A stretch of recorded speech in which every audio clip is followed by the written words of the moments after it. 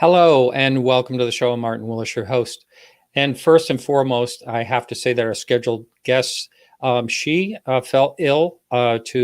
She's just not feeling well enough to do the show this evening. And unfortunately, we're going to be talking about the Berkshire's UFO. So she had to cancel, and we'll reschedule her at some point, probably sometime in January. Luckily, I was able to get a fill-in guest. I'll be talking about that in just a minute. And before the show, the main guest of the show, we have the honor of having Ben Smith. He is a former CIA operative, and he was featured in Roswell, The First Witness, as a part of History's Greatest Mysteries. And that premieres on the 12th on the History Channel at 9 p.m. So you're going to have to check that out because one of the perks of doing this show is I get to see screeners ahead of time. And I really like it, but I can't really talk about them on the show. That's kind of like the double-edged sword. I get to watch, but I can't give anything away. So I have to delicately talk about it, but I want to tell you, you're going to love to watch this program. A lot of times people will say to me, well, Roswell again, haven't we heard everything about Roswell? Well, you're definitely going to watch this and get a lot out of it. And we'll be talking to our guest about that. It's one of the better programs. It's so well put together.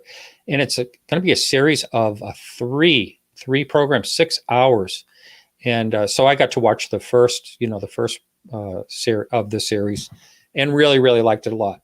Our fill-in guest is retired Major David Toon, and he is going to be talking about his study on imagery analysis of NASA archived solar satellite photos. And we're going to be talking about that. There's some really quite unusual pictures he sent me.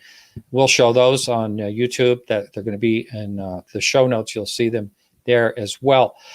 Just a couple things. Christmas is coming. If you wanted to get yourself a Christmas present, be sure to check out our podcast UFO t-shirts and more. Just click on the merchandise tab on our website. And also, we're going to give away, the show right before Christmas. We're going to give away a couple of t-shirts to callers of at the live show. And while you're over at Podcast UFO, check out our latest blog by Charles Lear. And the title of this blog is Pancakes from the UFO. Now, that there really is an encounter that had to do with supposed aliens cooking pancakes. It's really a strange but very interesting case. And sometimes, as I said a few times, kind of feel this way that sometimes the weirder, the more credible some of these stories are. But I do cross the line at pancakes. That is just a little too much. Also, if you want to buy yourself one of my paintings, I have UFO paintings and traditional art that I paint, and that is on martinwillisart.com. And all you have to do, if you want to purchase something, is enter the code UFO, and you'll get half off. So if you want to buy yourself a Christmas present. Now, my friend to the north, Jordan Bonaparte, he has a podcast that just came out this morning. And so it's his latest one on the Nighttime podcast. And it's a tribute to Stanton Friedman. And he talks with his nephew, who's actually a past guest on this show, Paul Kimball. And I really, really enjoyed this podcast. And I think you will too if you liked Stanton Friedman and what he's done. It's such a well done show. Check that out, Nighttime Podcast. And if you support the show, I want to thank you very much. I couldn't do this without your help. And if you want to become a supporter for a little as $2 a month or more, all you have to do is go to our Patreon page, which is patreon.com, Martin Willis Podcast UFO. And that link's also on our website. Our live show, this is a little more housekeeping. Our live show coming up is going to be on Sunday this week instead of the regular Tuesday, because we're recording with someone in Germany. Sunday at 2 p.m. Eastern Time, that'll be Tim McMillan. He's going to be talking about his debrief website, and there's a lot of interesting pictures and stories that they've come up with So that is it for right now, and I'm going to bring in our guest. Welcome to the show, Ben. Hello. Thanks for having being me. on. Yeah, My pleasure. it looked like you were having some fun when I saw Yeah.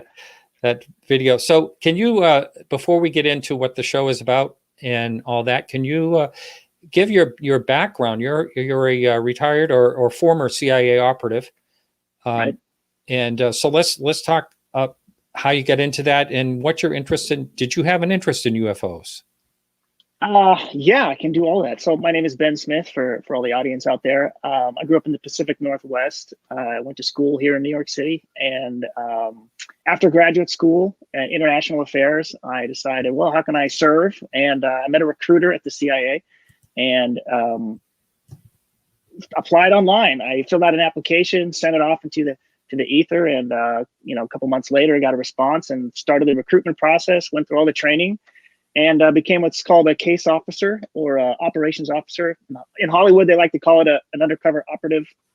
And my job was to recruit and handle sources, confidential sources. We call them agents or assets, to collect intelligence for the U.S. government. So got a lot of reps dealing with all types of people, from emotionally unstable to intelligence officers to terrorist sympathizers, many with incredible claims saying, "Hey, I've got something that's really going to make the world change, and I want to give it to Uncle Sam." And it's my job to meet the person, vet the person, validate, try to suss out, are they telling the truth, and if they are, why or why not, or maybe they're not, and maybe it's to deceive or to hurt me or others.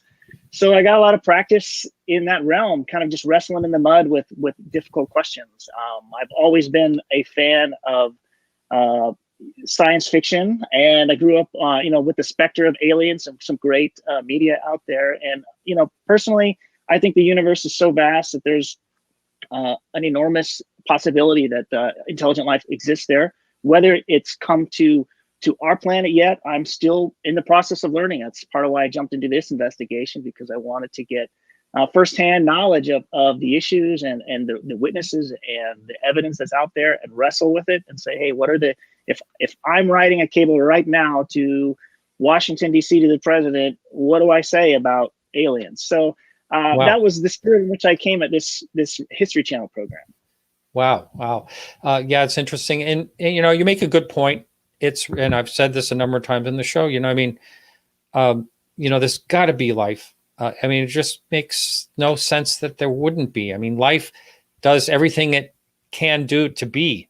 Right. If you look on, on the incredible situations where life is, it doesn't matter the temperature, like, near volcanoes and acidic water. It's just amazing how life just does whatever it can to be. And, right. But whether it turns into intelligent life, that's hard to say, and whether we're intelligent or not, I don't know sometimes. But I've wondered, why would we be so special that we'd be visited? If there's a lot of life out there. That's another question to this. But some scientists have said to me, life like planets, with as much water and life as we have here, might be something, unusual. It could be. Yeah, we it's a big what if. Thriving. And from a national security standpoint, it's critical, right? Like, even if there's the smallest chance of alien contact here, we should be taking it seriously, just as the military takes the smallest national security threat in whatever country that may be. That's a pretty significant one, that there might be people visiting us from other worlds. So, that's the way I approach the issue. I don't consider myself a debunker. I'm not here with a predetermined bias that says, oh, well, this has to be fake. I'm not. I don't have any firsthand accounts or close encounters of my own, but I'm open-minded, and I want to be convinced either way. How did you? How did the show find you, or you find the show? How did that happen? Well, I had done that show in Colombia, looking for Pablo Escobar's money, and which sounds fantastic to me. I've been pitching projects all over town, New York City. Hey, I want to. These are some ideas that I have, things I want to investigate. And a friend of mine informed me that History Channel was looking for an investigator to to lead the Roswell investigation, and I lobbied pretty hard for the job. I got multiple people to send in recommendations and say, hey, that's me. I want to be out there. I want to be on the debris field. I want to talk to witnesses and see what we can learn. And how much background work were you involved in getting that thing started? The ball was already rolling. The Marcel children, who featured prominently in the docu-series on history this Saturday, they got the ball rolling. They were the ones pushing production company, bringing the evidence, this new journal that we can discuss. Belonged to their grandfather, to History Channel, and saying, hey, what can be done? And then that ball was already rolling. So I had a lot of catch up to do. I've done a lot of my own UFO research, but I was new to the Roswell incident. So I had to spend time with Don Schmidt and some of the greats and reading their work and their research and jumping right in to the deep end. But once I got out there and part of the investigation and meeting the Marcel grandchildren, it was game on from there. Yeah, they're great. I've talked to Jesse the Third. Yeah, he's been on this show before. Great guy. He was working on flying cars at one time. I'm wondering if he's got a pretty cool, got some patents. This is one of the benefits of even something like Roswell, right? Here, the grandson of the first witness has invented some crazy new propulsion technology that could change, transportation as we know it. So it's pretty exciting. Well, I've been waiting for a flying car since the 1960s. Seems like we should have one by now. But wow. Yes. Without spoiling anything on this, the series of 3 there, what do you think is the most compelling part of the Roswell case? Well, from the get-go, what really caught my eye was obviously the U.S. government press release that they had recovered a flying disc, right? Like, when has that happened? Ever? Never. It's never happened again, and no other country has done it. I think they learned their lesson. Why did they make this mistake? Were they really that excited? If it's a cover story for something else, it's a really bad cover story. And talking to someone like Jesse Marcel's grandchildren, he doesn't seem like the kind of guy that would participate in creating that kind of cockamamie, for lack of a better word, right? And usually a cover story, and I've used them myself in the field to protect sources and methods, is, hey, like, we want attention to go away. These aren't the droids you're looking for, right? So that the government would say, hey, we got this and now it's suddenly attracted world attention to, if it was just a top secret research program, well, now you've made the whole situation worse. So that really jumped out at me and seemed like an anomaly in terms of national security practice. Although this is in the early phases of sort of the national security regime after World War II, the government's still learning a lot on how to develop and protect secrets, but it just seemed like just the wrong step at the wrong time. It really does. And I know we talked a little bit off air, and that was my comment to you as well, that I thought that was, why on earth would they say they captured a flying disc? It doesn't even, all it's going to do is, like you said, draw attention if they were trying to cover it up, another story up with it. Right. Not a good idea. Because it went, the viral wasn't even a word used when it came to this thing, but it went everywhere.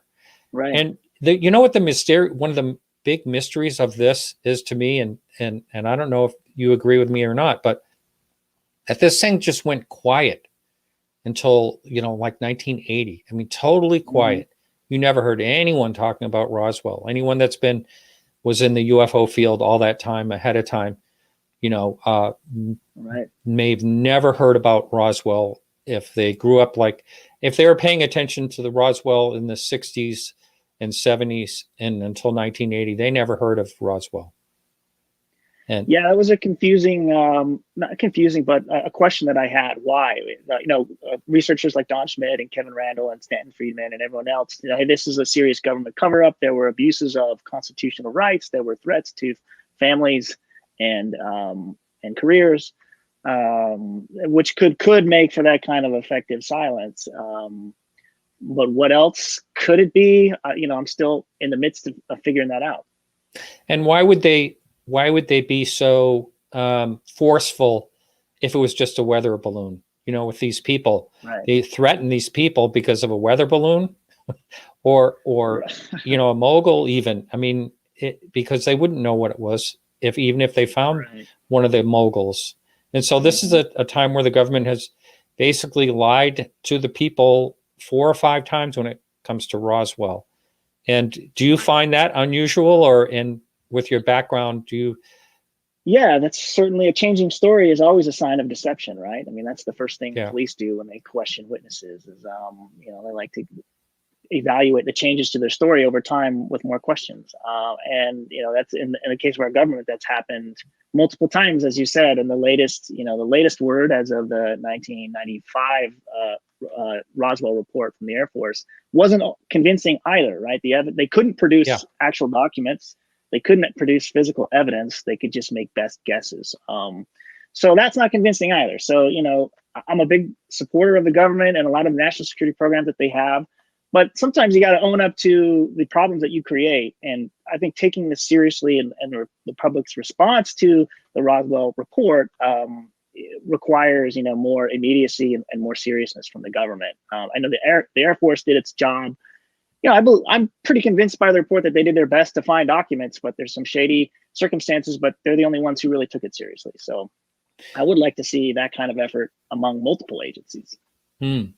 Well, there's something a little confusing to me, and I don't know if it was ever cleared up with all the research and all the work you've done on this, but I'm still confused about this. I try to get clear answers from like Don Schmidt and Kevin Randall on this, and that is the bodies. Where were the bodies? Were not in the middle of the debris, but people claim they saw bodies. Right. And there's supposedly another so many miles away, there was another crash or another part of the vehicle. Right. Which is really, I've never really gotten a clear answer on any of that. Well, that's something we started ground zero in the investigation starting on Saturday. So tune in. Let's start at ground zero. The known debris field established by Mac Brazel and Jesse Marcel and Sheridan Cavett and the original crew of witnesses who went out to that debris field and handled it, and then branch out from there to see where this investigations take us. Now, eventually we do consider and weigh other possible crash zones. The debris field, as it's known, is called the skip site, where some theorists suggest that something made impact with the Earth, scattered debris, and continued its trajectory across some miles east. So when we're looking for evidence, we're opening our aperture pretty wide, but we're starting at that debris field. And that is something, the reports of bodies come in the years later. We don't have even Jesse Marcel, although he eventually kind of suspects and believes that there were bodies involved. He doesn't ever say he saw them, which was an interesting sort of foundation for me and why myself and Bungalow Entertainment, the production company, and History decided to focus at first on Jesse Marcel Sr. And then, there's the situation where they say they ordered child-sized coffins at the funeral home, and the nurse that saw the bodies and was disappeared, and so many mysteries, and it's so convoluted and hard to unscramble what really happened. And and then what do you think? It's almost like the whole thing is going to become, as time goes on, unless we actually know that we are being visited. If it stays the way it is and time goes on, Roswell has turned into a parade in the summer, and people wearing tinfoil hats, and it gets crazy, and and I think it just kind of muddies the water for what could have happened there. Yeah, that it is an interesting part, and why it makes it like not a touchy subject, but one that doesn't weigh with a lot of credibility in terms of like mainstream journalism and scientific outlets and publications, is because sort of the pageantry that's sort of evolved out of this mythology, regardless of if an alien UFO crash really happened there. There's a mythology now that detracts from sort of something that can, in some people's eyes, or distract from the real investigation. But at the same time, that's a fun part, and it's creating its own culture, and it may have its own dividends later on. And we talked about Jesse Marcel Sr., or I'm sorry, the third, and his new propulsion gyro motion propulsion system. inspired by the events and the creative culture that sprung out of 1947, regardless of what crashed there. So I think there's value in wading into this territory and really embracing kind of the weird, but also the rigorous analysis, and finding a way to marry those together. And that's what we tried to do in the show. Just one last question. How were you able to film that with the COVID situation? So it did impact the later stages of our investigation. Fortunately, we had done most of our heavy lifting before, up through February, mid-March, and then we had to put some plans on hold. So we didn't get to chase all of the leads. So that's why I'm hoping this show is a big success and your viewers tune in, because with more viewership, we get more resources, and we can continue the search for a conclusive, evidence, the smoking gun. I think we've tipped the scales, and we are pushing forward with compelling arguments and evidence, but it's not over. And COVID kind of took a hit in some of the witnesses in meeting. It took a hit, and I wasn't able to meet some of the witnesses I wanted to meet, and doing things virtually as an former intelligence officer, is not always optimal in terms of when you want to really just sit across from somebody and hear their story and feel and absorb the surroundings and take it all in and make an assessment on how you evaluate this kind of intelligence. Yeah, Zoom. It's not going to work on Zoom. Yes, it's harder. It's harder. Yeah. Thanks so much. And one more plug. It's coming this Saturday, and just the name and title of the show and the History Channel. Go one more time. So the show is called Roswell, The First Witness. It airs on History Channel at 9 p.m. on Saturday. That's this coming December 12th. It's three 2-hour specials, so 6 hours total. And you're going to see new evidence and new technology applied to this problem, this question that you've never seen before. So it's pretty exciting. And we got drones and everything. Drones, you name it. Cryptography, any kind of cool stuff, we're bringing it. Yeah, excellent. Thanks so much. I really appreciate it. And Thank you, Martin. I hope it does real well. I appreciate it. All right. Take care. All right. Our next guest is Major retired David Toon. And he is a last minute guy. He was so nice to be coming on the show. And I'm so glad to have him on. Welcome to the show. Whoops. Thank you. I got to right size you here. Yeah. All right. How are you? Yeah. Doing great. How about yourself, Martin? I'm doing great. Thanks so much for filling in at the last minute. It really, boy, that was a close one. That's the one thing about doing a live show. You never, if someone falls, she has migraine headache and she couldn't be on the show. And that's too bad. And I wouldn't want her to be feeling that way. So anyway, I was so glad you were willing to just jump on and put everything else aside. And thanks again. So let's hear you've got quite a background, and you've only been really looking into this topic for about 3 years, but let's hear about your background. Well, I'm originally from Phoenix, Arizona. So I grew up in the desert and started my military career at about 18. I apologize. I got married at 18, started my military career about 22, and had a family going into the military. And as a kid, I thought UFOs were cool. I think I bought one of the first issues of Chariots of the Gods, and spent my summers up in Sedona. I was fortunate enough to have a family, an aunt and uncle who owned some land up there that afforded me the time to play around in the creek area and run up and down the hills for many summers through my high school years. And only to find out later, it's the central vortex city. It's where everything happens on a paranormal and spiritual level. I just thought it was beautiful, the mountains and such. But kind of grew up that way. Got in the military early on and jumped into the Army. I was in military intelligence, and the job I was doing at the time was 33 Sierra for the MOS, which is an intercept systems tactical repair, and it dealt with just fixing stuff, all the Army gear that they had. And so I was fortunate enough to go through some training at Fort Devens, Massachusetts, when it was the intelligence school for the Army at the time, back in the '84, and I was there from '84 to '85.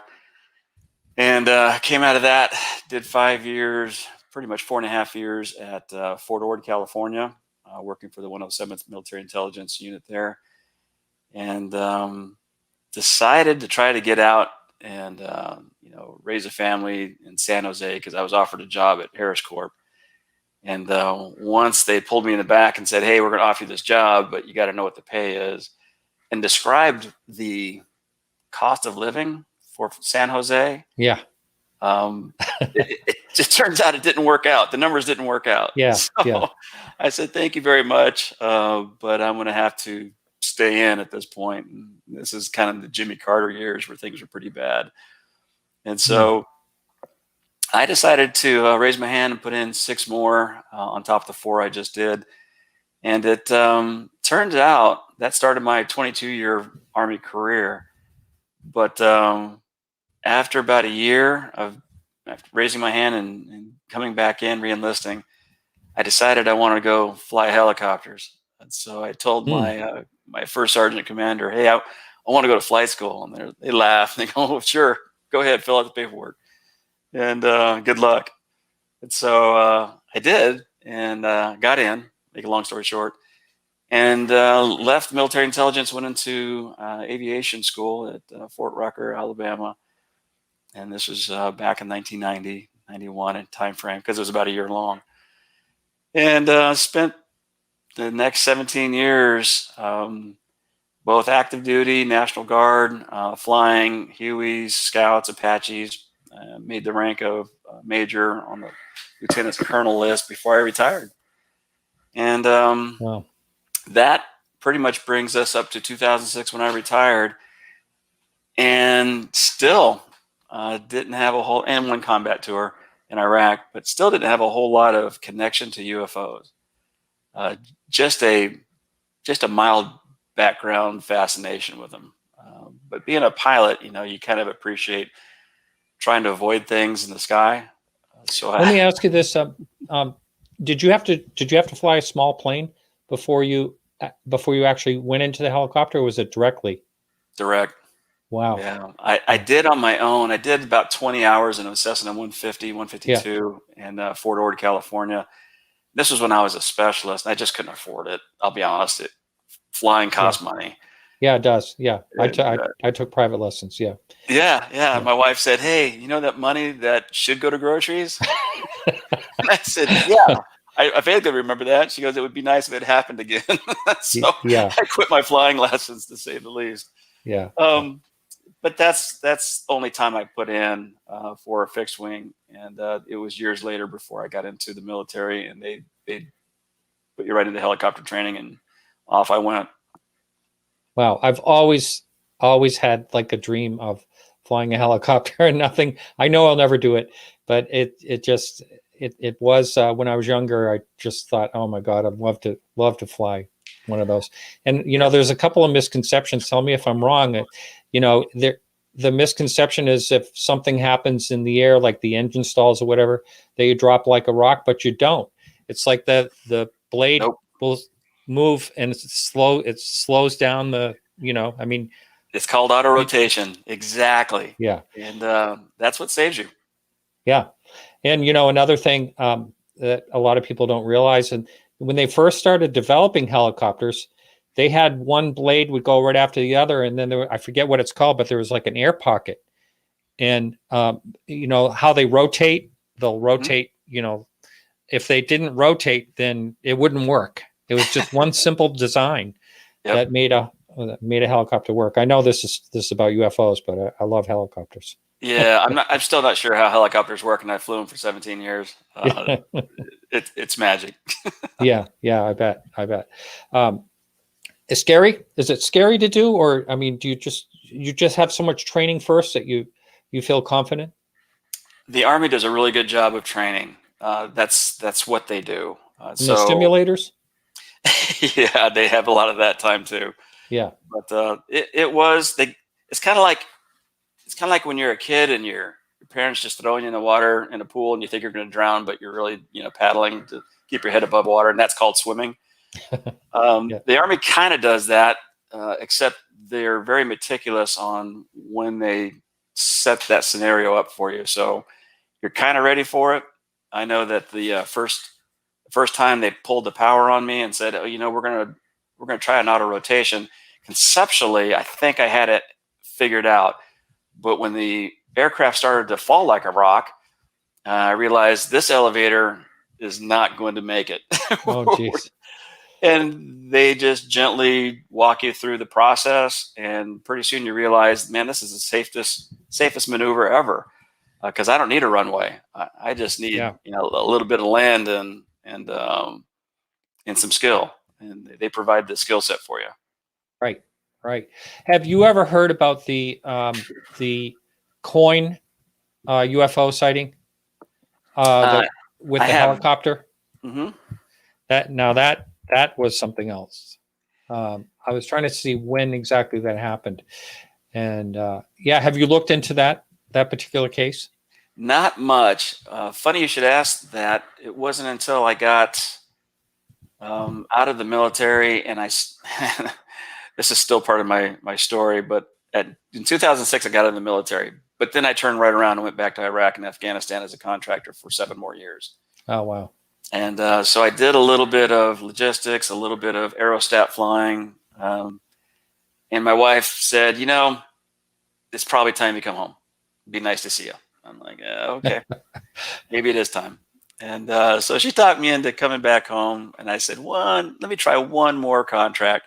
Wanted to fly drones.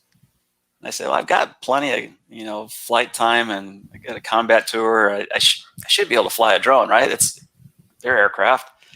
So I went to a NAVMAR to set up an interview to fly drones in 2000, into 2000. So what was that? No, 2012 and 2013. And I didn't do well. It turns out they want you to fly off a little RC controller with your thumbs. And wow. I said, you know what? That makes a ton of sense. I thought I was, doing an interview for mission commander, but they wanted a pilot. So they put a drone over me, and at about 5,000 feet, and gave me this RC box and said, hey, can you fly this in circles, and can you make it land? And they said, oh, by the way, the drone cost $250,000. So be careful with it. And I'm in Yuma.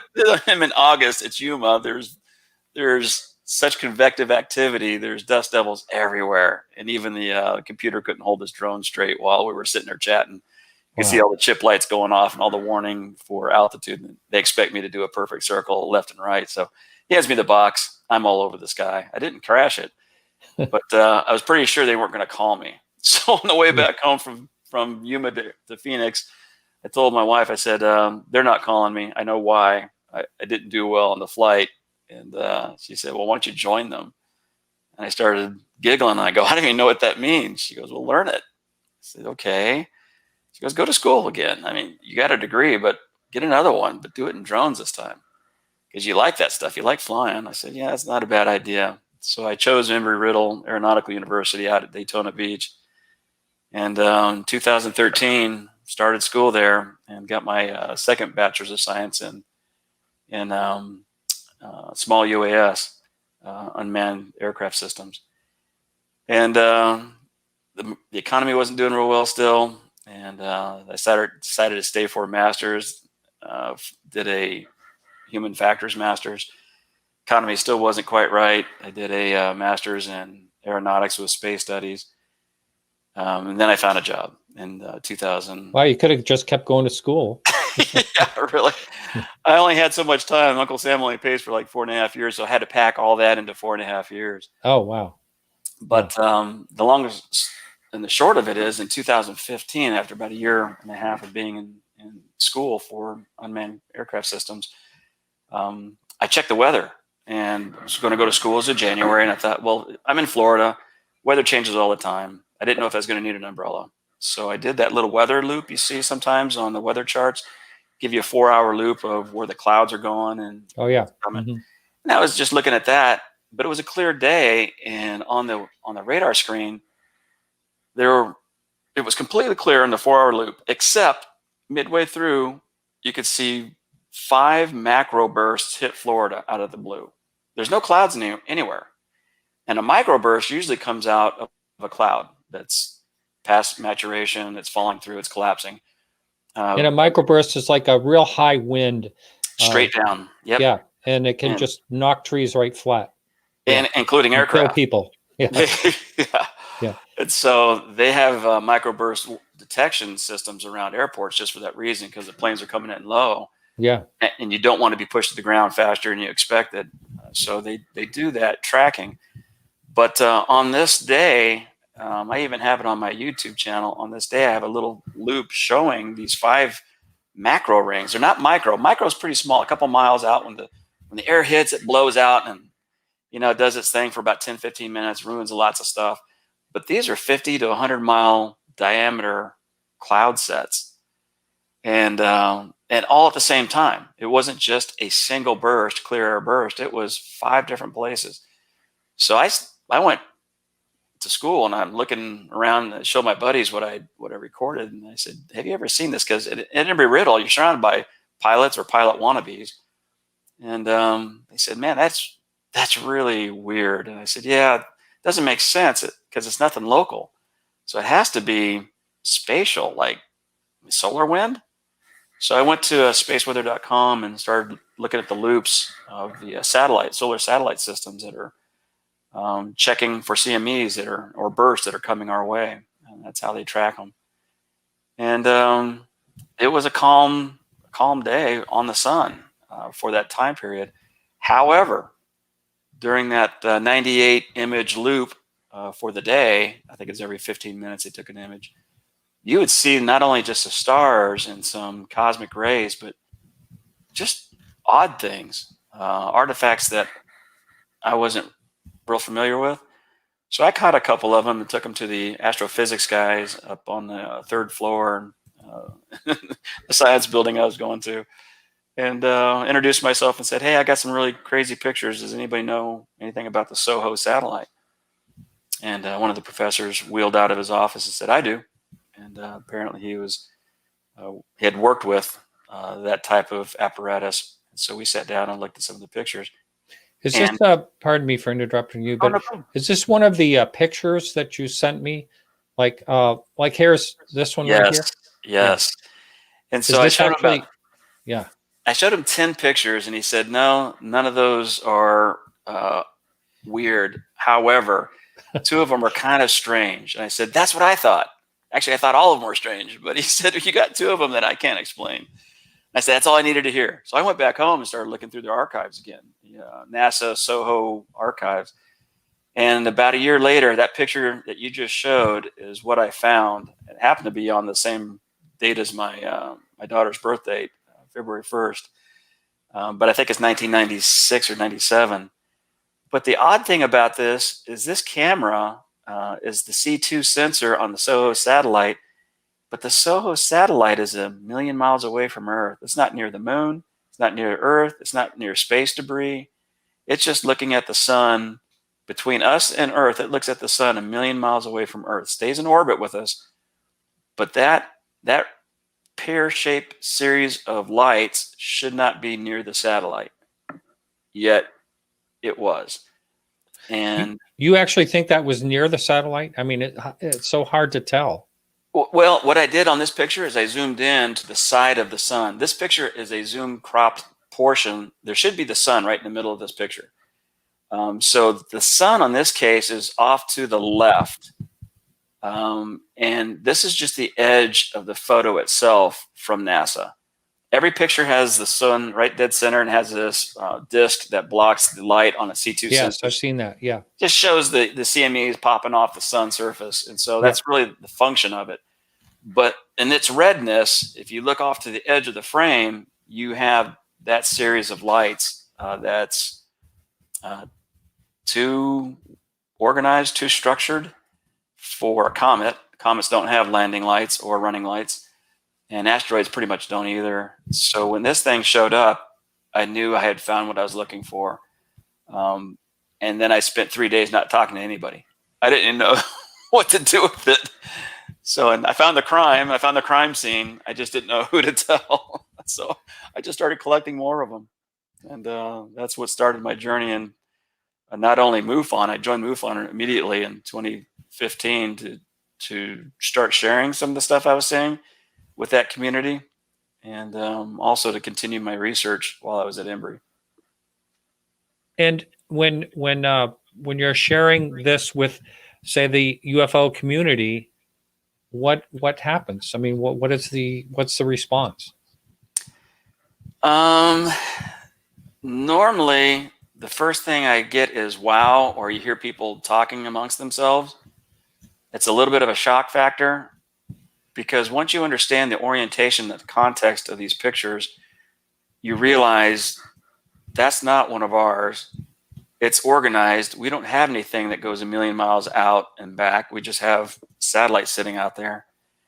And I sent you some samples of the Stereo A satellite. There's also a Stereo B, which they sent out in opposite directions. Sure. But yeah, those are like the pictures I sent you were at a time that they was about 64 million miles away from Earth. Is this one of them? That is the SDO. That orbits around the Earth, but it's a 4K system. It has the best clarity. There you go. Okay. That's a stereo picture, and that's right next to the sun. And so there's some really interesting artifacts and images that have objects in them that are hard to describe, and I don't know. Try to tell people what the story is behind it, because I don't even know what they are. Now, about is this the satellite? Is that a satellite image? Yes, I just pulled that off. Sensor. That's perfect. Yeah. Mm-hmm. So that blocks out the sun, and you can just see what's going on on the corona or whatever it is, right on the very edge of the sun. Exactly. That's a little bit zoomed in too, because when you go into the SOHO or even the SDOC2 side of things, the stereo, you'll see the full frame. So the sun and the obelisk that blocks the sun, and you'll see pretty far out on both sides. I think it's about 1.2 million mile spread within the frame, given the context of the sun. And so the edge of it is, when it captures an image next to the edge of the frame, you don't know, because it's not interacting with the sun's surface, you don't know how close it is to the satellite, because there's no rangefinders. It just simply takes a picture. But I do have some photos within the grouping that I've got that shows some of these things interacting with the sun's surface, and it's disturbing, to say the least. So then you know it's 93 million miles away, and it's messing with the sun. So let me ask you this: it's 93 million miles away, or 92 point something, whatever it is, and if something is close to the sun, though, it's going to react, and with the temperature. If you're only a million miles away from the sun, you're fried for the most part. With the technology we have, that was true 10 years ago. The Parker probe can get within 4 million miles of the sun, and it's doing so right now as we speak. Really? Wow. We have technology that can handle the space environment at 4 million miles and the higher temperatures, and still keep the instruments at room temperature that we consider room temperature. They're safe. It's amazing. Wow. So if we can do that after 100 years of flight, pretty sure something more intelligent than us has got even cooler stuff. And let's just say, devil's advocate, that it's intelligent life that's doing this, behind the wheel, so to speak. Right. What? Any idea why they would want to be near the sun? What they would get besides energy from the sun? I think that's all they are doing it for. Here's two hypotheses I've come up with in 5 years. Even did a master's paper on it. There is a likelihood that, given the dark programs that are within the military and in military industrial complex that Eisenhower warned us about,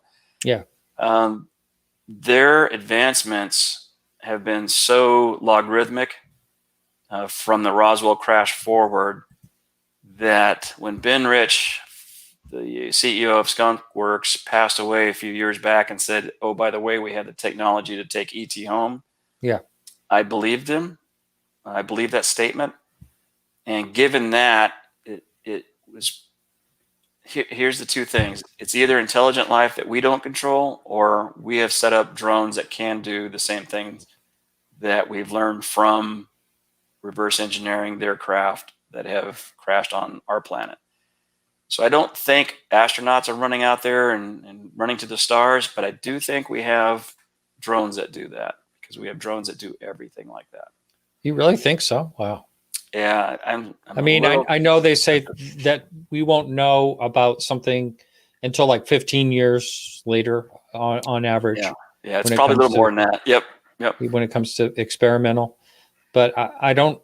Again, it's hard to fathom why someone would want to go out near and hang out near the sun. Well, think of it this way: if being a pilot, I think this way. If I were star traveling, that's how you get to the next destination, is you focus on a star. It's kind of like what they did in Star Trek. They go to different star systems or planets or regions, and the only way you find that is with stars. We navigate the seas using stars. Some pilots, even C-17 pilots I know, would navigate their craft with stars. So if you're in space, it's no different. If you're exploring a galaxy like ours, you simply identify where you're going through the star system and or star particular, like Proxima A, and set your course for that. And once you get there, it's real possible, depending on your level of intelligence and advancement in this galaxy, you may need a refuel. I don't know what the economy is on some of these ships, because I haven't had a ride on one yet, but I've heard of a few folks that have. So I don't know what I don't know, but when I catch something near the sun or within the archives of NASA imagery, then I'm pretty sure I'm on the right track. I just don't know if I'm seeing a Ford or a Chevy, because I don't know who's driving these things. Well, have you brought this up and someone has argued, saying, this is some type of natural anomaly? Oh, sure. One of the papers I had to do was exactly that. What are all the artifacts that are caused through cosmic radiation, through camera sensor, CCD program operation, compression of data. Computers can do a lot of weird things. Charge transfer effect, CTE, where an object may be even a cosmic ray striking the CCD, and then it smears into a straight line where you think, oh, there's something that's trailing and it's got a tail to it. And that does happen, but not all of them are like that. And I can now tell you which ones are which, because of my electronics background. I know how CCDs work, and did many papers on the sensors that go onto these satellites. So make a long story short, yeah, I had to go and learn as much as I could about what I was seeing, because my initial take, everything was a UFO. And once the good professors at Embry-Riddle patted me on the head and brought me back down to earth, they'd say, let me help you with the science here, son. And of course, they're half my age. And they would walk it through on what I was saying. But when they would stop and hesitate on a few of them, I knew I had something, because that's what these guys do. That they have a huge astronomy department at Emory, and they have a huge telescope on the science building there. A great department and a lot of smart guys.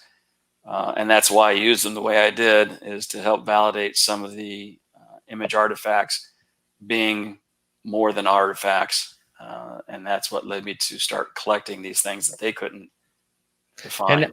And how many have you collected? My files, I have 3 different files on SDO, SOHO, and Stereo A satellites. And between the 3, I have a little more than 50,000 images now. 50,000. Been working on it for 5 years. Yeah. And when you were talking about at the school, when you were getting opinions, was there at any point where, and you said they'd hesitate, but was there a point where they'd just say, I have no idea what that is? I mean, did they ever admit to that? Yeah. Some of the pictures I sent you Yeah. would be in And that category. I'll go through those, or maybe you can talk. Again, I'm going to have these images up in the show notes for those of you who are listening to the audio part of this. But let's talk about this one that we're showing here. Almost looks like a jet in a streak behind it. Exactly. Anytime I found something that had all the Gestalt principles of proximity or organization, that's when I stopped and really took a look at it. This particular image is off the 131 angstrom sensor from the SDO, which flies around in a figure 8 pattern around Earth, but it's got a 4K sensor on it, so it gives really nice clarity to a solar system for research. This particular picture shows, it looks like a refrigerator with 3 perfectly round dots and in perfect order right behind each other, like they were mounted on top of the refrigerator. And then there's this black gap, probably the same length of the item itself or the object itself. And then there's a streak behind it. Charge transfer effect is always given to the streaks on an image. However, a CCD can't make up a charge transfer effect. The smear has to be continuous because it shows the sensor is weak through thermodynamic issues that it's having at the time. It doesn't turn itself off and on at will. So this is, in this case, a true trail behind an object that's cutting to the left side of the sun, as in context to the solar satellite and from Earth's perspective. So you don't see the sun in this image. This is, again, the outer portion of the sun. So you know it didn't come off in a CME, and it's not just a random piece of the sun flying out in a flare, because there's no flare in this particular image. It's quiet. But this particular object cut across the frame during the date time group that was associated with it and left this imprint. Now, here's the crazy part. There wasn't a sign of this with the image before and the image after. It was completely blank. So within one frame, this thing cut across 1.2 million miles worth of field of view. And that's pretty quick. Well, now it wouldn't be like an asteroid or a comet, I mean, we would know everything that was going on there, right? Correct. And asteroids and comets are always seen in frame by frame progression. This is a single frame that has no progression to it. This appeared and disappeared in one frame's worth of time, which could be about 5 minutes of transition. But my point is, even at a couple of seconds where I've measured some of these, there's nothing behind them, nothing in front of them. And within seconds to maybe 30 seconds is the most resolution I've gotten. There's no 2 frames of the same thing of this type of object. It literally cuts through the frame within seconds. Don't know how it's doing it. Don't know where it's going. I just know that it's there, and it doesn't look like a natural object by any means. Yeah. So we've got, let's see, we've got 2 minutes before we go into, 2 or 3 minutes before we go into the next break. But let me just pull up the next image, and you can talk about this one. This is another bizarre one. It is. It's a 171 angstrom off the SDO. And in this case, it has an organized pattern within the grouping of lines and dots and what looks like a bright triangle that all kind of hinges around. The pattern on this one is what caught my eye, because it looks like a fish bone skeleton, where you flay the fish and you get all these little parts. You got the head, but you got all these little bones and spine right behind it. And that's what this offers. Here's the kicker. After looking at all these for about 5 years, my suspicion is we're only seeing parts of the skin of the craft or object that's lit up. and or these things have organized themselves in such a way that they're very meticulous and very structured. But I think this is the other possibility, is this is just one structure, and only parts of it are reflecting or emitting the particular 171 angstrom light that this particular sensor was trying to get off the sun. Interesting. Well, we are going to go into break, and I did want to tell everyone that I'm going to play a silly video for those of you in YouTube that I made actually when I made this when the virus first started, actually, and everyone was wearing masks, and I went into a store and was trying to have a conversation with a woman. I couldn't understand anything she said. So anyway, I just a little bit of comic relief coming We need up. it. Yep. So everyone at KGRA Radio, will be right back right after these messages.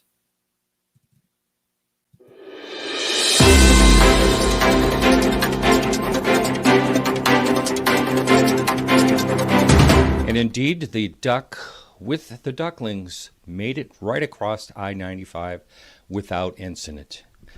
Hold on just a minute, folks. Looks like we have some breaking news here. What's that, Jed? Trask? Oh, mask. Hang on, folks. Just one second.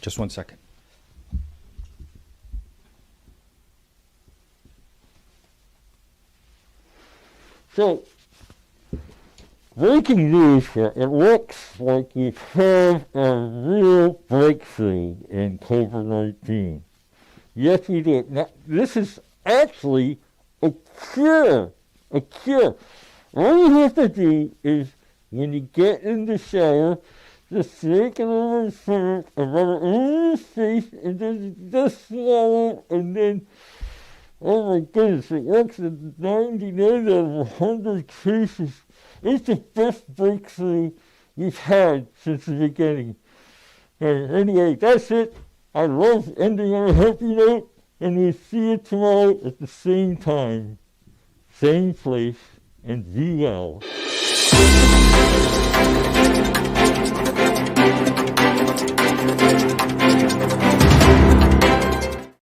My guest tonight is Major David Toon, retired, and going to bring him right back in. Here we are. Welcome back. Thank you. Yeah, that was my little comic relief for everybody. I don't want to give up my day job. That's good. Yeah. Anyway, we do take questions. I didn't have time to tell you, but we're actually going to be able to take calls too in the last half hour. But here's a question here that Bill Napper has for you. And the question is, does David think NASA government should disclose alien existence to the general public, even if the NASA gov don't know or can't explain why they are visiting us? Or do they know? My question would be, do you think they know? Should they disclose it? I think they are. It's a good question, and it's a common one. It has been a series of leaks for the last 3 or 4 years where we have been given some material from the military. And most folks trust the military because they're there for the country. They're not trying to make a dollar off of the videos they're shooting. Or politicize that much. Yeah, really. yeah. And so it's interesting that there's been a slow drip of disclosure. But what's even more interesting is when I was a kid, how accurate Star Trek was. Now I look back on it, I used to think the Green Lizard and Captain Kirk were just, that was a fun one. Those episodes were great. But when you look back, even the tricorder readings, the digital things that they had that didn't exist, that do now. You have to wonder, were we fed through Hollywood and other media and movies the possibility of something that was already known, and it was a slow boil to get us to a point of acknowledgement? I think we're still in that process of discovery and disclosure. The government doesn't do anything fast. Trust me, I spent 22 years in the military. I know how fast it goes when it comes to bureaucracies. But this one's a big one. They've put out some studies. NASA even did a study 2012 and gave it to a religious organization to survey folks on what effects would it have if the government suddenly disclosed that aliens existed and we were contacted or contacting them. And it was interesting. It was $1 million or $1.5 million contract, and that was just a few years ago, about the time they started leaking these military videos. So to answer your question, yes, I think they should, and I think they are at the government's pace. And I think what I've got in my discoveries is a part of that, but it's not coordinated. So I may get a little trip in a little black van or maybe some type of Ford Excursion that's up armored. But I do believe you are getting some disclosure at this point, and it's drip by drip until it's time. And I don't know when that is, but full disclosure, it still may be a few years away. Yeah, I don't know. I have mixed feelings myself about the whole disclosure thing, and because I brought this up on another show. I watched a video that's on YouTube, several years ago, and it was shot back in the 1950s, the late 1950s, and there was this old guy with a derby hat, and he's saying, "I just have a feeling, that I'm going to know, and we're going to know soon. We're going to know soon." I think that we've felt that way. I do feel like the needle has moved in certain ways, and then a lot of people may argue, well, we've been on that road before. We've had this, happen before. We get close, and what if Lou Elizondo is a disinformation agent or something? It would collapse. It would collapse a lot of things. And I'm not saying he is. I'm not going to start any rumors or anything like that. But I mean, I've met him. I know it's okay. I was at a symposium 2 years ago with him at Cherry Hill, and smart dude. I was there. I was there with him. Yeah, I was there with you. Yeah, I actually I had met him, and we talked for over half an hour. And I realized after we got done talking, we never once talked about a UFO, because he's a antique collector, and I'm a appraiser, and Oh, perfect. So we got into that. But Match anyway, made in heaven. yeah. Anyway. I don't know what to think about disclosure, but I would like, since you were in the military, I'd like to discuss what you think about the Nimitz case. I think the Nimitz case is real. I think it's highly probable, given the amount of detail that was released and the circumstances of which it was found. Again, anytime you're getting these military leaks on stories, it's interesting because it's a part of the government, yet it's one that people tend to believe more than they do, an agency. Like the FBI came out and said, "Yeah, we've got a couple of little green men we've been interviewing for a couple of years now." I'm just not a fan of that agency right now. But when you're talking the military, these guys, again, are apolitical. They're just doing their job, and they report what they see, plain and simple. So it's hard to distrust your lying eyes when you see a jet chasing a UFO on actual footage. And what's funny is one of the things I did, Martin, was when they first started showing the jet fighter chases with these UFOs, I looked around at the whole image itself. I'm looking at, is this a real display of a HUD system and a camera system? Right. Because that's what I used to fly with in the Apaches. And in one eye, we'd have that same setup, just a little bit different organization of the same data. So I started reading around the edges, going, okay, what's their altitude? Where's the camera heading? What's the azimuth? And the IAT gates that locked onto the object, the Apache has the same thing. And I'm like, this is a real video. This isn't teased or put together as a false flag. So that's why I give the military, A, the credit for reporting, but B, whoever's pushing the stuff out is doing the nation a service and the world a service to say it's been here for a bit, and even the military is dealing with it because what we do is we set up safeguards for our nation. If we can't protect our own on the seas or on the air, that's a problem. And so it is a national security issue, but it's also a safety issue.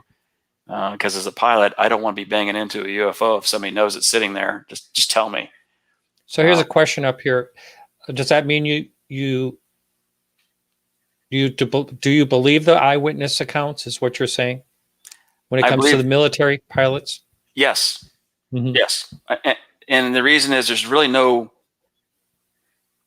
an official channel, even in the military, there's not an official channel. If I see a UFO, the FAA doesn't have a form where I fill out a UFO sighting form. There's nothing really official like that. You can turn in a report, but as far as something like that in that category A, it normally means they'll let you sit out for a couple of flights and have the flight surgeon come in and look at you. Yeah. Or unfortunately, yes. Yeah, PTSD, stress, whatever. They're going to find something. But some of this footage is uncontroversial. It's just raw data, and that's why it's fascinating to sit there and watch it leak out, because it gives the rest of us who had a suspicion these things were flying around in the airspace, that even the military has to deal with it from time to time, and it's okay to just call it what it is. We don't know. We just don't know. Now, anytime during your training and in flight school, et cetera, was the topic ever brought up if you see something unusual or No. something? How about a danger in the sky? A safety aspect, of course. That part's talking about, but it never bled over into No. an anomalous object. No, and then even in school, you don't talk about it because it's not a thing. It's just not a topic. The only thing that you're taught in school is how to identify things that are in the air that are friend or foe.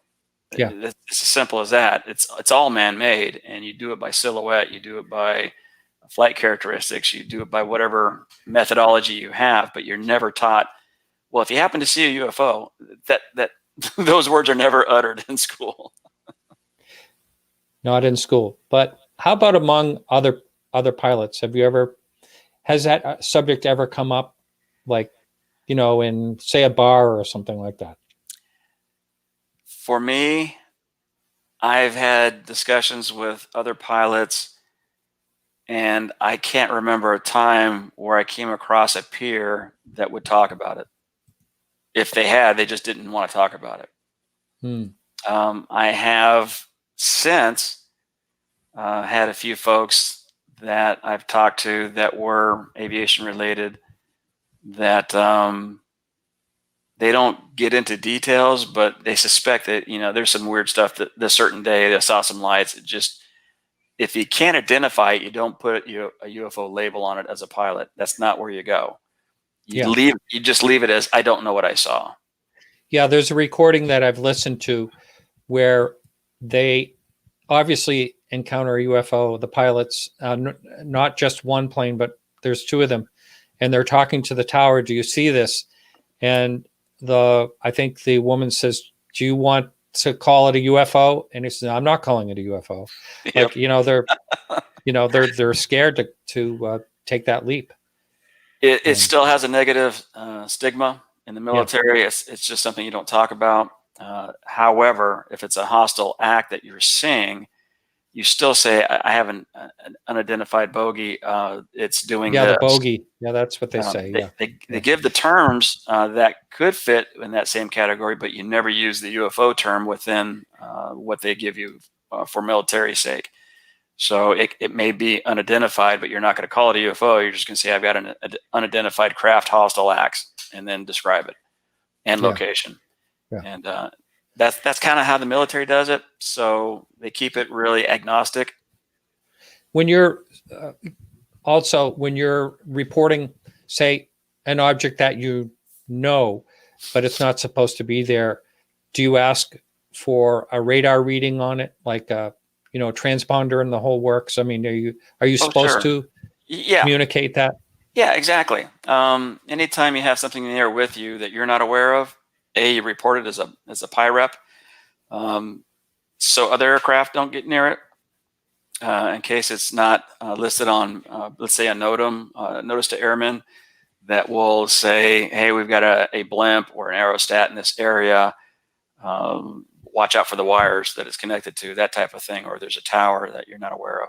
So yes, you always report something that catches you by surprise that you're not aware of, because you don't know if you're going to save the next guy behind you for whatever tragedy may befall if he's unaware as well. So yeah, pilots do report as much as they can anything that is a threat or unusual that is not on the maps or hasn't been read before the flight. Wow. Okay. I'm posting this for Bill, who's behind the scenes. He's going to be screening calls later on, but this message up here is from Bill, actually. And do you think the need for the Space Force is due to our adversaries or possibly a threat from unknowns that cannot be terrestrial in nature? Yes. It's both. That's it. That's it for the answer. Yeah, that's it. Yeah. I think we're way behind on the Space Force thing. I'll give you a little sample of why I think that. When I was in military intelligence in California, I had a friend of mine at Naval Postgraduate School working on the Star Wars defense system that Reagan requested. Yep. This is for the older audience. And some of those experiments and research was done by the Naval Postgraduate School, folks who were getting their masters and PhDs and such. And a friend of mine was one of these nuclear type physicists getting his PhD. And one day he said, hey, I'm working on Reagan's stuff, but I'm having an issue. What do you know about electronics equipment?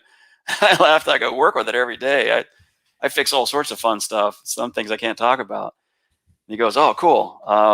I've got an issue with my oscilloscope. It's not catching the 3 different probe inputs on the scope and the timing I need, and I can't get my thesis completed and get a PhD if I don't get it.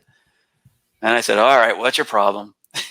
So he describes how he's got this thing wired in the lab in some room on the Naval Postgraduate School. And I said, all right, well, I got a mental picture, but I think I need to see the area. And he said, okay. So he said, what's your clearance? And I told him, and he goes, okay, let's go take a look. So after church one night, we were sitting there talking in the parking lot. He goes, let me take you down and show you the lab because I got to work on this tomorrow. And it takes me in this big, long building down in the basement. There's one bulb, and the basement's like a football field long. There's one bulb in the center, so it looks like we're going into some movie, right out of, some sci-fi flick. And I'm like, are we supposed to be here? Yeah, you're going to be interrogated. Yeah. And have I said something wrong to you, man? Did you have to report me on something?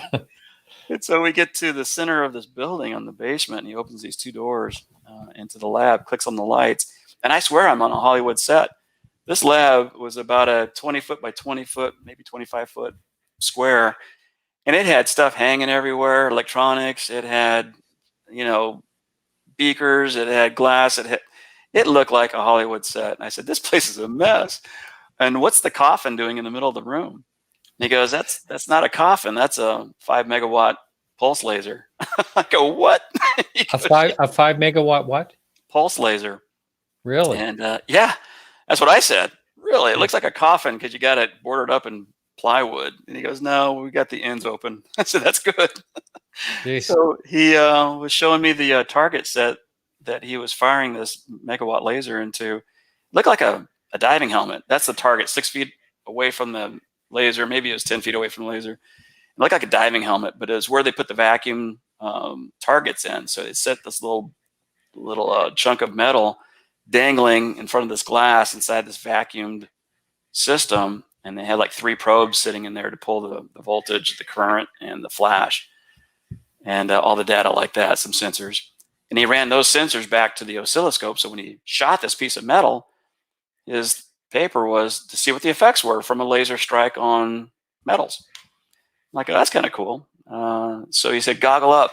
I said, oh man, really? You're going to fire this off in front of me? And he goes, yeah. So we goggle up, he fires, or he sets everything up, and you hear the hum of all the equipment, turns the oscilloscope on. And he goes, all right, we're about to fire. And he counts down 3, 2, 1, and you hear us click. And I go, was that it?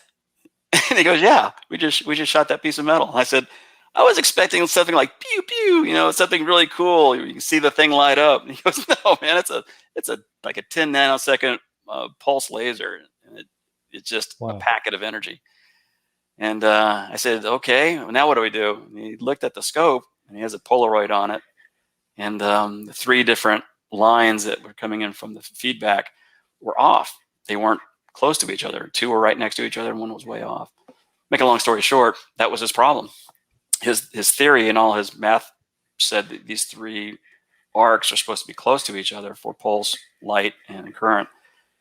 And he said, like, if I can't figure out how that 3rd one gets over there, or why my math is so far off, my calculations, and I'm kind of stuck. I'm 2 months away from graduation.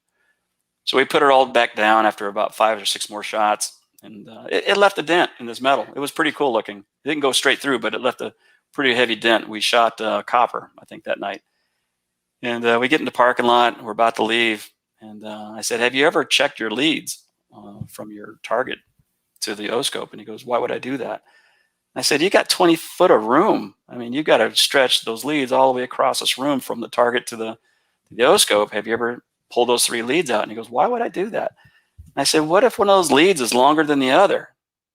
And he jumped out of the car, started running back to the room. And I said, oh no, I think we're onto something. He tore those 3 leads out, threw them out in the dark hallway. And sure enough, of the 3 leads, 1 had 1 extra 10-foot length of BNC cable on it, and it was causing the problem. And he took that off, made sure all 3 leads were the exact same length, went back in, fired that thing up again. It was a perfect picture. And he graduated 2 months later with his PhD. Wow. So if that was happening, and we were testing effects of lasers in space in 1985, do I think we're on target with Space Force now? No, we're late. There's been stuff going on for a long time that we're just late to the game. I think, one of the things, this is, of course, more or less off the topic of UFOs, but still, we have to be careful. Can you imagine having the dominance of satellites? What that could do to a country as far as crippling? We could be totally crippled if our satellites were taken out. And I know I think it was the Chinese had a satellite destroy another satellite, their own satellites, but still, that was pretty scary to read about that. It's a show of force. And unfortunately, we were going to show them we could do the same thing. We did the same thing. And now we've got 2 satellites worth of debris hanging out with all the other satellites that are trying to orbit. Yeah, we showed them. But now we've got a garbage problem that no one's cleaning up on aisle 3. The space debris is, I heard how many pieces of space debris. It's just uncanny. I mean, it's hard to fathom with what's floating around. And if you're going the wrong way. Well, yeah. Well, even the ISS, the space station up there, it's traveling, 17,000 miles per hour. And it's got to not touch any of that debris. Yeah. Because it'll go right through the systems there. And so it was just ridiculous to read the history on that. And I don't know, what it showed besides the capabilities of both. But the fact that Trump set up Space Force is a plus, because I don't know why the other presidents 3 decades ago didn't. We've had the need for a long time. Now, Martin, the other issue no one's talking about is what happens now that the magnetic field of the Earth is weakened and we've got CMEs starting to fire back up on the sun in our 25th cycle. China has nothing on the sun. The sun can do a lot of damage. Well, yeah. I mean, they think, Mars had the protective field around it at one time. Once you lose that, you can be toast. It's scary to think about that. It's weakening. And they've actually seen a difference over kind of a short period of time, which is not is not good. But we have Right. plenty to worry about. That's for sure. Yeah, All different ways. Here's a question up here. Yep. Is anyone studying the tardigrade grades? Do you know what that is? That were crashed on the moon? I'm not familiar with that study. Yeah. So I don't know. It's a good question, and I'm not familiar with it. I wish I had that kind of background in it, but I would have to Google that because I don't even know what that is. I'm just not familiar with it myself. But I do anyway. know that one of the possibilities, John Brandenburg has stated that Mars was attacked about 200,000 years ago, dropped a couple of air bombs on Cydonia, and his work is just extraordinary because he backs it with all the different readings that have come back from the rovers, the different isotopes that were involved, and whatever it was nuclear in nature. So that was fascinating. I remember what these things are. Okay. These are these little, tiny little, I'll try to see if I can pull one up. But I'm not familiar with that was discovered on the moon. Now I know there was something that came back from space that had, trying to remember what it was, bacteria or something on it that was sitting in space for a long time, which is pretty Sure. amazing. Yep. Plankton. They've had some little small plankton on the windshields of the space shuttle at that time. That's these guys. Yep. Those guys can. I remember seeing them, but those guys can last in anything. They're just tough as nails, and they're ugly as everything.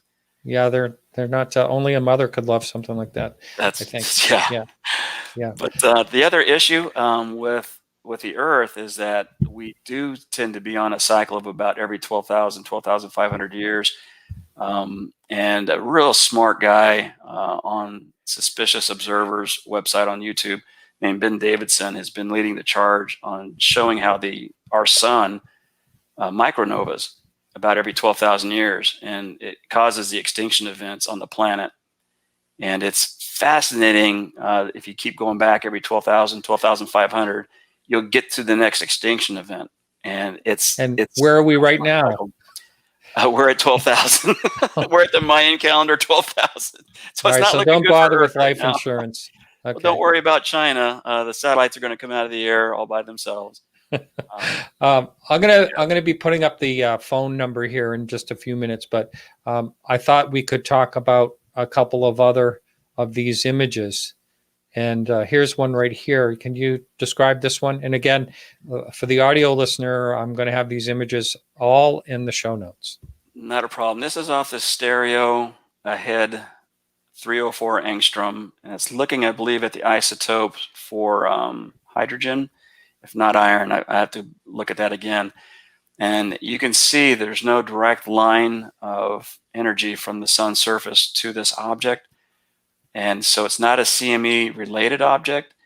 It was only in one particular frame, but I'm glad you showed this one because it shows the proximity to the sun and the unconnectivity of the sun to it. Because CMEs do throw things out, like you'll see just off to the left, a filament that sometimes will erupt off the surface of the sun and through magnetic forces stay there or launch into outer space as a CME, some type of magnetic extrusion. But this particular object has a bright white end to it. What that means for this particular sensor is it's looking for the 304 angstrom frequency. The white indicates it's maximized the frequency pixels. There's no other place for this energy to go. So if the sun is not white, but in this case, you can see all the different attributes of what's really a black and white that's falsely colored orange. But you'll see the different grayscales, and then they colorize it. Well, in this case, there's no grayscale for white. White is white. And so whatever this object is that has a bright, looks like, again, a little triangle shape to it that sits in the back of a structure that is, I would say, the length of Earth and a half in size in comparison to the sun. Wow. If this is within the chromosphere or photosphere of the sun, and this particular sensor, stereo A, is 64 million miles away from Earth. This is not debris. This is not a satellite. This is pure space in the atmosphere of the sun versus the satellite that took the picture. And again, I use Gestalt principles to identify things that are not comets and are not asteroids and are not known.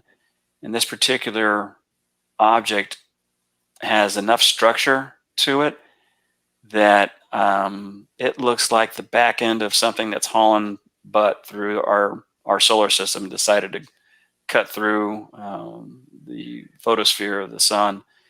So good question. If it's actually interfering and interacting with the sun's atmosphere, you're looking at about an Earth and a half size of a structured object cutting across. You know, I've heard that before when people have seen anomalies near the sun. They use that as a comparison. It's like Earth size or twice the size of the Earth near the sun, unknown. Whatever it is, it's bizarre.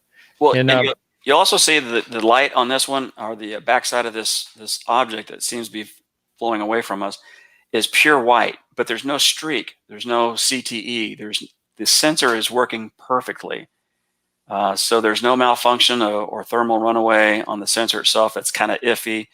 This is giving you probably the purest view of something that was really there for that particular frame. That's the scary part.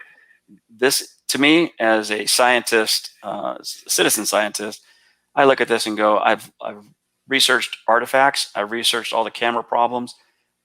This is a real good pure example of this was here and then it's gone, and it's something I can't explain, but it's really cool to look at. Yeah, I agree with that. So if anyone wants to call in the show, that phone number is up on the screen. If you're watching on YouTube or Facebook or Twitch, that number is 855-472-5483, and operators are standing by. That's Bill, that is standing by, and he will take your call. So I don't know. Did we look at this one yet? I don't think so. And no. Is that the sun's surface is what we're seeing? Yes, to the left, it's the sun surface. To the right, where the anomaly is, it's the atmosphere or the chromosphere of which this object was cutting through. Again, you can see the 3 or 4 lengths of light coming from a dark center or some type of center of this object, plus that little smaller bar to the lower left. This doesn't have an explanation because asteroids and comets don't travel like this, nor do they organize in straight lines around a specific spot. So I chose this one as another example of there's no streaking, there's no CTE, the sensor was working fine, but there's enough anomalous characteristics that are not explained by anything in astronomy right now that would give you satisfaction of the identity of this object. And here's the other fact. Astrobiology is young. Astrobiology is the study of life in space. Astrophysics is the study of processes on inorganic materials and forces. The two worlds never touch. There's computer systems that take all this data from these satellites, and the Lamb-Soul computer will tell you, where's a flare, where the filament is, where the eruptions are. But they're not looking for life, nor was a computer ever designed or programmed in the algorithms to look for life. It looks for processes. So when you capture something like this and show it to an astrophysicist, they have nothing for you. The computers won't catch it. They don't identify it because it was never part of their field of study. And some of them just kind of poo-poo it off and try to find an explanation that fits their paradigm. But I have enough evidence that requires people to have a new paradigm. And it's time to start talking astrobiology, not just astrophysics anymore. Wow. How about that? So we have Jonathan on the line from North Carolina. Jonathan, welcome to the show. Hello. Thank you for having me on. Sure. I guess quick question, because this week has been pretty extraordinary in terms of UFO developments with the article and the debrief, and then the Israeli scientist coming out and talking about, his claims with the UFOs and the government. And I guess my question is that there are people who are in high positions, it seems, that are willing to leak, information and tell the public the truth, but there seems to be such hesitancy on the government. And my question is, what do you think the public can do to pressure the government to release more and tell us the truth about what they know on the subject? Good question. You can always petition your Congress people and the legislature in the U.S. That's the only effect that we have for U.S. disclosure. The fact that Project Blue Book was disbanded in the 1960s when MUFON decided to take up for it shows that the government doesn't have an active process that they want to talk about. Now, Lou Alejandro was, of course, one of the guys that had one of those secret jobs watching UFOs for the U.S. government for a while. And I'm pretty sure it's still going. When an ex-government official says, hey, disbanded the program looking at UFOs, for a fact it's still going. They're just not a part of it. I think there's more evidence of that, actually. Yeah. So all those programs, whether they've had contact or they're in cahoots with them, all those different stories you hear, eventually enough will leak out, and you just still in this current time have to make up your own mind. We have enough data that individually you have to lean into, well, do I believe it or not? Where did it come from? And is it consistent with what you understand both in physics and the people telling you their stories? I am the chief MUFON investigator for Florida.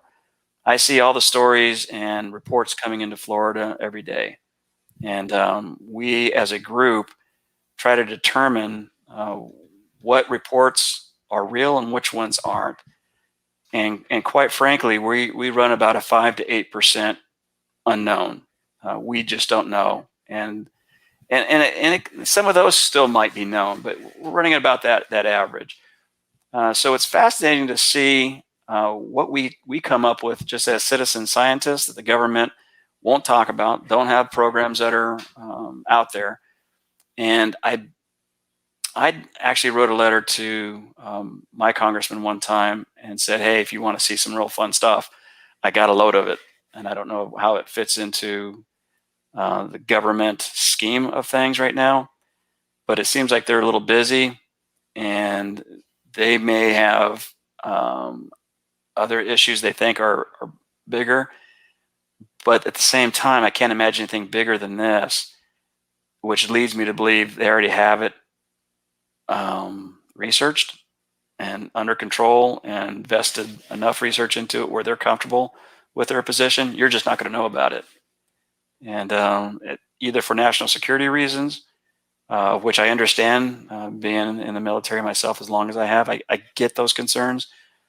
But eventually that needs to fade away, and we need to have an adult discussion on what's in our airspace, what's in our seas, and why are people seeing what they're seeing en masse now and in videos. It's interesting to say the least. We're in an interesting time, but I think for us individually, the best you can do is write your Congress people and say, when are you guys going to release data or at least investigate this and give us some input on what you found. And guess what? You're not going to push the government where it doesn't want to go. But I think with enough reporting, it'll eventually get out there and force the issue. I just don't know when that's going to take place. Anything else, Jonathan? No, I just wanted to say thank you for all the work you're doing. And, because so many people, and even scientists, are reluctant to talk about this, unfortunately. So just thank you that, you are willing to come out and speak publicly. And I think people like you need to be, encouraged and applauded for talking about this. And hopefully more people will do so in the future. So thank you. Well, you're welcome. And trust the old guys. I'm old. And so we tend to speak more because we just don't care anymore. we're done with, I'm retired. What are they going to do to me? It's one of those type of attitudes. The old folks who are speaking, you really need to pay attention to, because they're telling you for a reason and they're concerned enough say something, even though it may be near the end of their life, it's important. And so, yeah, pay attention. Interesting. All right. Hey, thank you for the call. Thank you for having me on. Thank you. All right. I wanted to put up a couple more clips, but I think, I know what I did wrong. So let's see. We can talk about, is this one? We didn't talk about that one yet, did we? We did not. That's off I think, the SDO satellite system. And the reason why I threw that in is to show you that it has two streaks, two lines, but the bright spot is about the object's length behind the other trail. And this is one of those things where astronomers can't answer the question, because what is making the streaks if there's only one side of the whole equation is bright and the other side is dark? So it's not a charge transfer effect, but you can't see what's causing the second trail, which is obviously evident right next to the first object to the right. So this one's fascinating for all the characteristics it holds within a astrobiology question that astrophysicists stop at. They can't answer the mail. They don't know what they're seeing.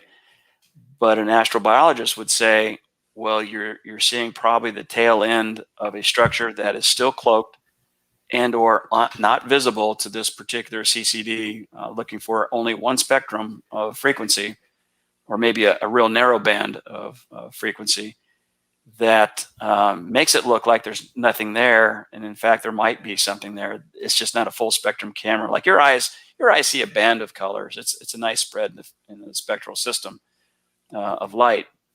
But that particular one is looking at the 3 or 4 angstrom, and you cannot tell what the second object is. It's creating that second trail. And I found it fascinating for that reason. Wow. Well, since you're military, I'm going to ask you, had you seen this on the debrief.org that I think the gentleman was speaking about? There's a lot of news on this. And in particular, it could be, people have speculated that was the Batman balloon. I don't know if it's 100% solid that's what it is. And another thing, it was at like between 27,000 feet and maybe 30. Yeah, I was going to say, you look at the clouds in the first picture and you can see he's pretty high up. That's a pretty decent altitude because you're way above the scud line down below. Now, I had a discussion with John Greenwald on this, who does a lot of research. Mm-hmm. And I said, from what I know, a Mylar balloon cannot go to this altitude. Matter of fact, they usually burst or deflate when they hit about 7,000 feet. And this thing is, this thing's way up there. And he said that, no, they actually go higher than that, but I don't know. I haven't been able to find any information online that the Mylar balloons can go to, 27,000 feet. Yeah, I think it is possible. I don't think that's what this is. But the problem with this particular picture is it's got really good symmetry. It has all the points in the right spot. They all seem to be geometrically aligned. And that gives it away more, maybe 49, 51 towards man-made, 49% not one of ours, just because it's so well symmetried. But so are saucers. They're perfectly round.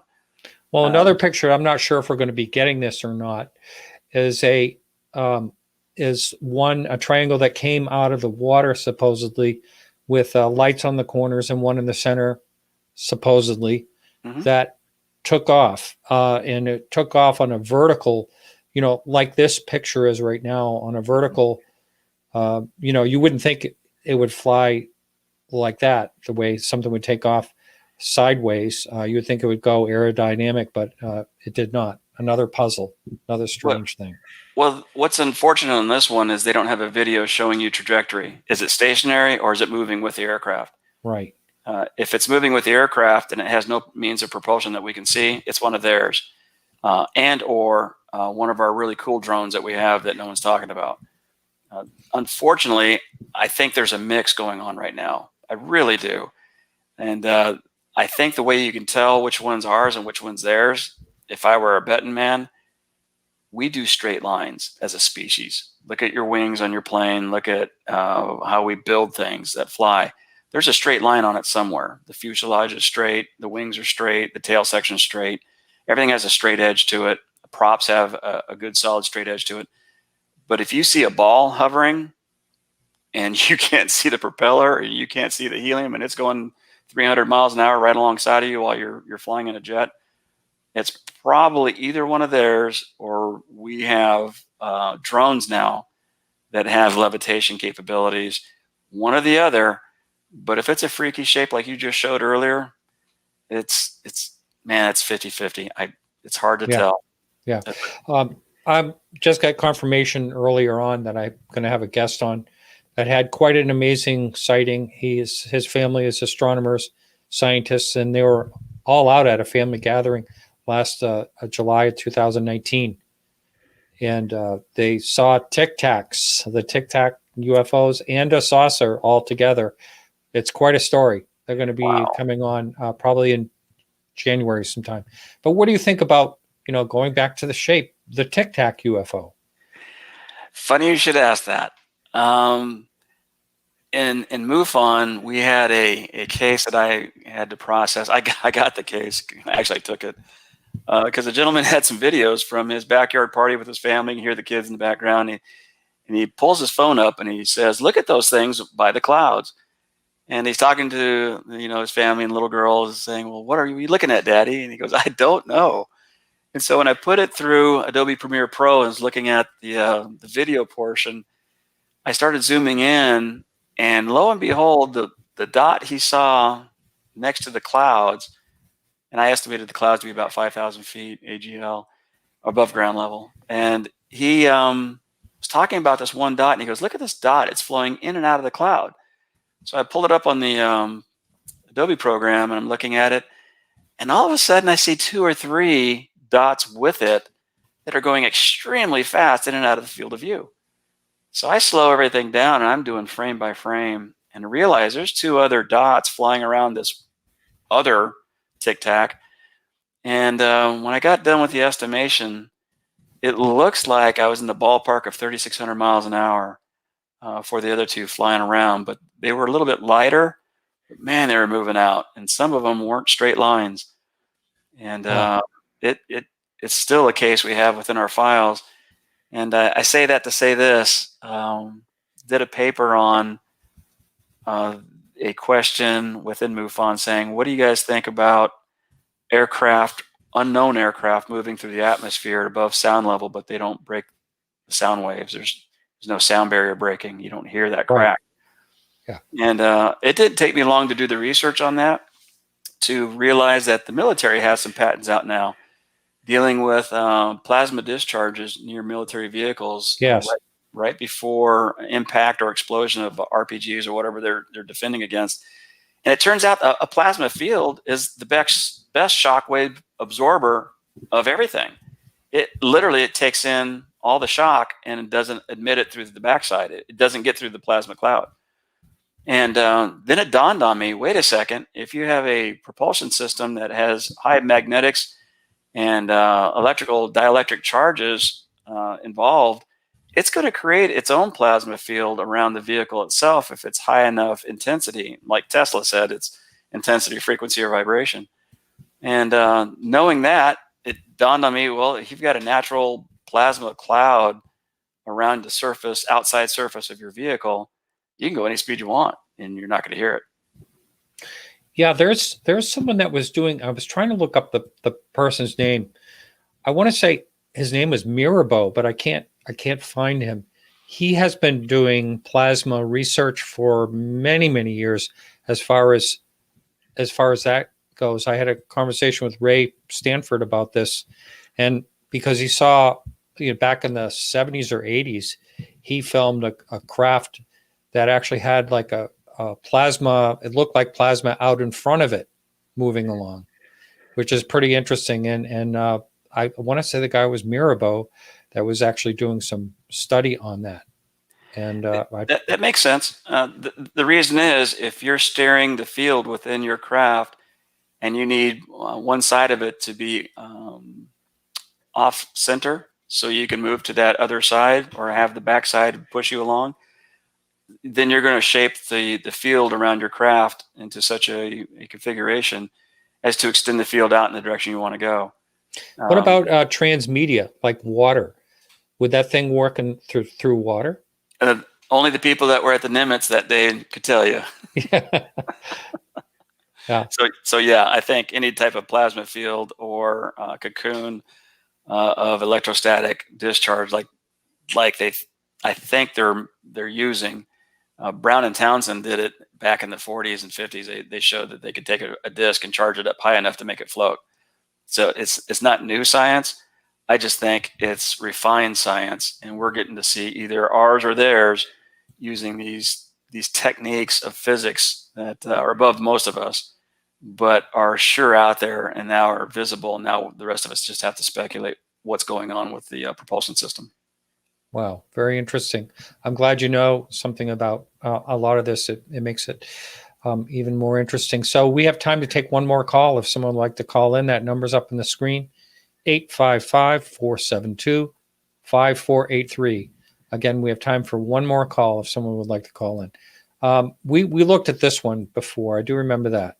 Mm-hmm. And this one, I can't remember. Did we do that one? We did not. Okay. This is another flying refrigerator across the surface of the sun. That's what you're seeing around it. This is a mid-sun picture. And a reason why I sent it to you is because it's an organized structure. It has dots, surfaces, straight lines. It looks like it has some type of propulsion means on the backside where all the white is. Again, it's maxing out the sensor. Whatever that frequency is looking at can't handle any more of that intensity. So it's got more intensity than the sun. Does that help? So whatever that frequency is, it's actually outshining the sun with that frequency. So it's high. It's probably not as wide as you're saying because sensors sometimes bleed into the next pixel. When they get washed out, there's drain channels electrically into other channels. So it may be a thin line of 1 pixel long. You just don't know that because it spreads out a bit. But the fascinating part of this is, again, there's a whole length behind the object, and it looks like the energy propulsion system that's completely missing, dark. And then there's a trail. So the trail picks up out of complete darkness, which means it's not a transfer charge effect. Otherwise, it'd be a pure smear from the beginning of the light intensity that caused it. And I think this is really a true object with a true intensity that can't be explained with a trail behind it that should not be there because the pixels right in front of the trail are dark. They shouldn't just start automatically smearing unless there was a real smear line there. Wow. Or I call it trail. Wow. Okay. Let's see. We have this came over from the KGRA radio station.